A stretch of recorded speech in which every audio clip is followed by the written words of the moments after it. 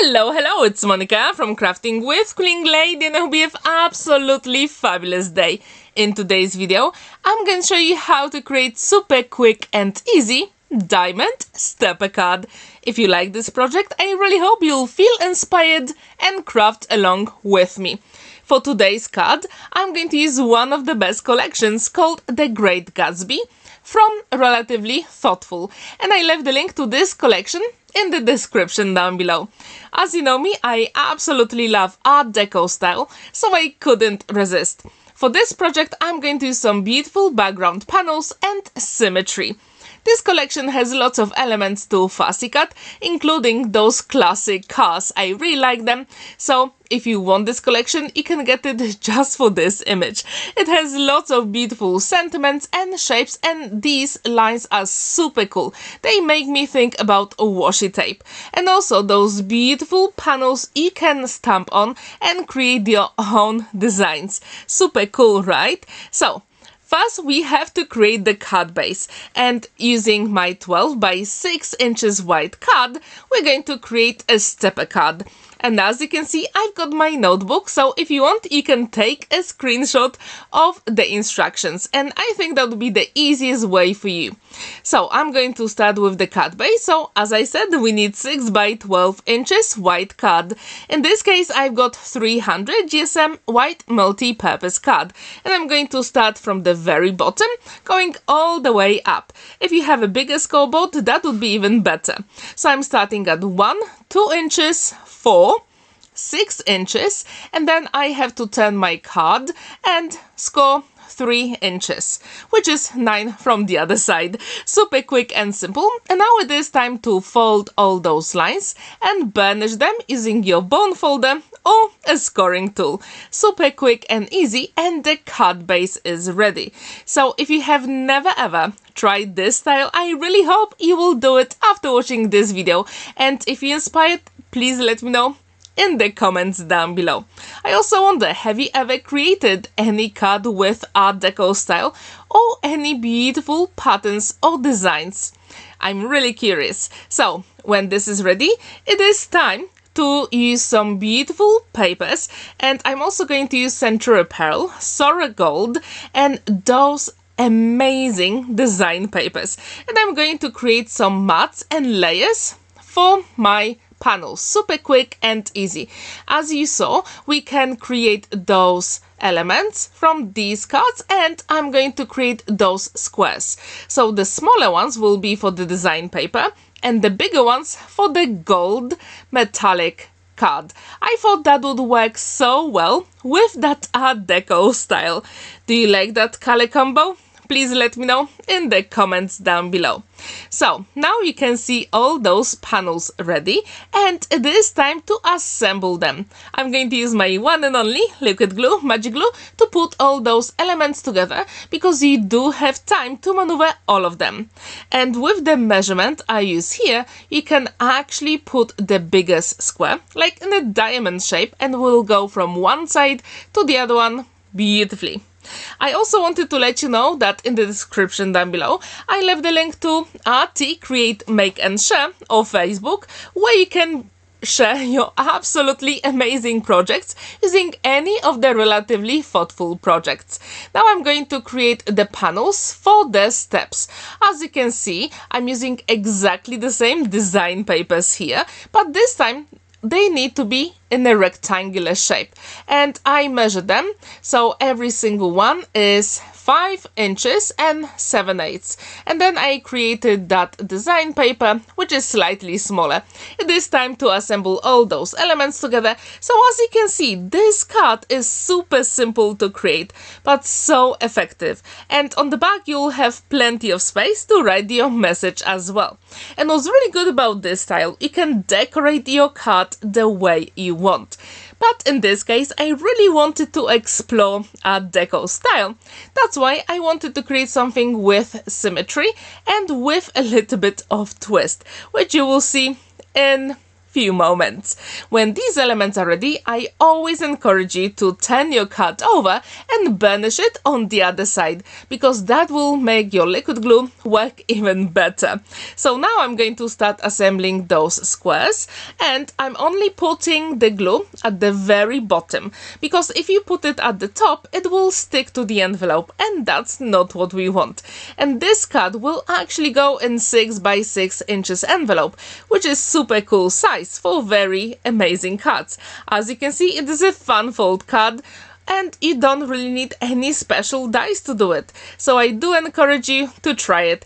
If you haven't seen my playlist with beautiful cards with no dies, please check the link at the top right corner. So now it is time to actually decorate our card. And this is always the trickiest part for me, because this collection has so many stunning elements. So I decided, let's go with that beautiful couple and add some feathers. I really think that this color combo works together well. If you agree with me, please let me know in the comments down below. Also in the description, I left the links to Relatively Thoughtful YouTube channel and Instagram, so you can check them out as well. Don't be afraid, there are lots of amazing projects there, and you can always get inspiration. So when this is ready, I'm going to use my scissors to fussy cut it. As you can see, with those elements, you don't really need any cutting dies to create beautiful elements, and I do encourage you to actually use your scissors. Just leave a small gap, and that really makes a difference with any card. To be honest, feathers are a little bit tricky to fussy cut, but at this point I thought, let's do it. I'm not going to give up. The easiest way to do it is actually do, let's say, the outside outline with your scissors, and then create all those small elements on the sides. So yes, you can do it. You don't really need any scan and cut or Cricut machine here. Yes, you can use your scissors, and that will be perfect as well.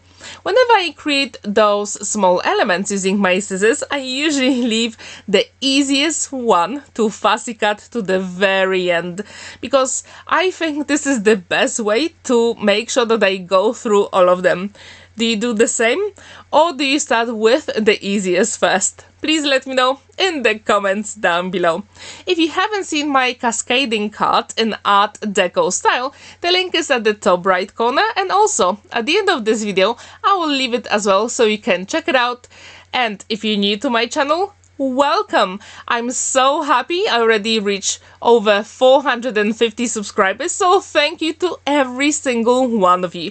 And when I hit 500 subscribers, I'm going to have something very special for you. So if you're new to my channel and you enjoy this card, I really hope you will consider subscribing to my channel, because every Monday I've got personalized project, and on a Thursday I've got any project. Like in this case, I've got beautiful shaped card with no cutting dies, using amazing collection from Relatively Thoughtful. If you enjoy card making, I really hope you will subscribe to my channel for more inspiration. So when these feathers are fussy cut, actually off camera I cut few more, which you will see in a moment. And with all those small bits of paper, I put it in my bin straight away. On the side I actually have a box where I got some sweets long time ago, and that is for the small paper bits I create during my projects. Do you use that when you create your projects, or do you have a different trick how to keep it organized? Please let me know in the comments down below. As you can see, this is pretty, let's say, time consuming, but it is actually not. The whole card together with cutting all those elements took me 40 minutes, so yes, you can do that as well. I think the trickiest part is always to choose the elements that will go on your project. Here I also decided to use a sentiment in Polish, because this card will be for someone like a friend of mine. So it is time to put those elements together, and when you adhere them, just make sure you only put the glue where it's going to be adhered on the paper, because when it's going to hang out, please don't put any glue, because the project will be stuck to the envelope. And what's really good about this project, it will go in a flat envelope. It is a fancy fold card, but it is amazing because it folds flat. How many times have you created fancy fold cards? Please let me know in the comments down below. If you haven't seen our fancy fold craft challenge, check the link at the very end of the video, because every single month a few crafters will create their own projects, and this is amazing. Of course you can join in, just use the hashtag and all the information will be in the video I'm going to post at the end of this one, so stay tuned for that.